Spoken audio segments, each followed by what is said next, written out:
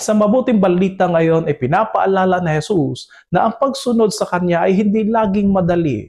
Hindi tayo laging tinatanggap ng karamihan at hindi tayo laging pinupuri ng sangkatauhan. Sa halip, sinabi niya, kung napupuot sa inyo ang sanlibutan, dapat ninyong malamang napuot na ito sa akin bago sa inyo. Ito ang hamon sa pagiging tunay na alagad ni Kristo, ang mamuhay sa katotohanan ng Ebanghelyo, kahit ito ay salungat sa takbo ng mundo. Ang mundo ay madalas na pumapalakpak sa kasikatan, kayamanan, kapangyarihan, at pansariling kaginhawaan. Ngunit ang daan ni Jesus ay pagpapakumbaba, paglilingkod, katapatan, at pagsasakripisyo. Kapag tayo ay inuusig dahil sa ating pananampalataya at tinitingnan ng mababa ang ating pagkatao dahil sa ating paninindigan sa tama, tayo ay bahagi sa krus ni Kristo. Huwag tayo matakot o mawala ng pag-asa. Sa halip, dapat nating yakapin ang ating pagkakaiba. Pinili tayo ni Jesus sa sanlibutan. Tayo ay Kanya. At dahil dito, hindi natin kailangan ng pagtanggap ng mundo. Ang mahalaga, tayo ay tanggap ng Diyos. Sapagkat ang gantimpala ay hindi mula sa mundo,